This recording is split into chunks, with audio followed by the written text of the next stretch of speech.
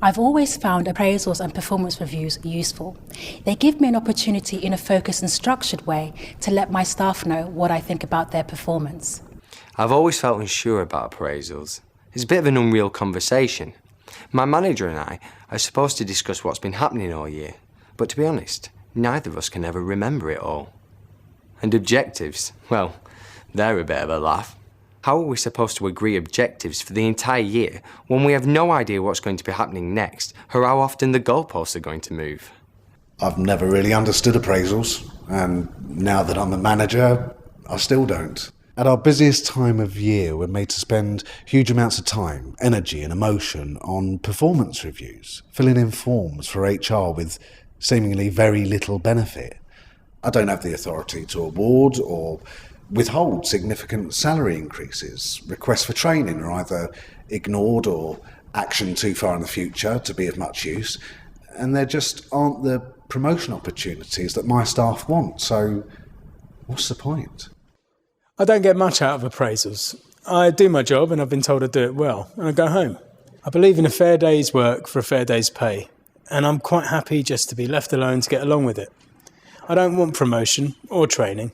Well, a bit more money would be nice. Appraisals are okay if you're in the type of job where you have specific objectives or targets to fulfil, but my job is more routine. I have procedures to follow. I can underperform easily, but it's difficult to see how I can ever get a better than satisfactory appraisal. We sometimes get managers coming to us in HR saying that the performance of a member of staff is so bad, and has been for years, that they want to begin the disciplinary process. So then we look at the employee's last few performance reviews and they're all satisfactory.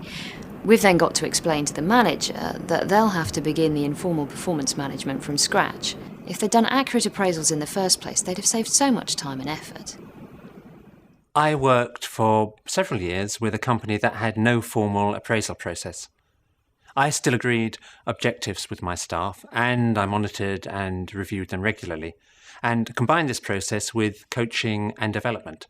I couldn't achieve what I needed to achieve any other way. Also, I had great staff working for me, and quite frankly, to be the manager they deserved, I made sure that I got better at the review process and coaching and developing them. Not only was this rewarding for me, but it worked wonders in terms of motivation, commitment and performance. Since I joined this company, I do exactly the same, even though we have a formal review process.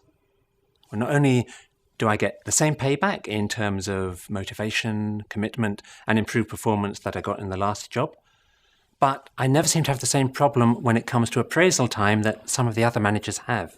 Over the last couple of years, I'd applied for several internal promotions and failed. And to be honest, I felt really down about it.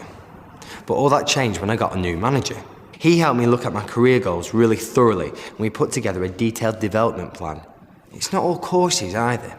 It's really practical stuff. So much of it's on the job that I'm adding value to the company while I'm developing.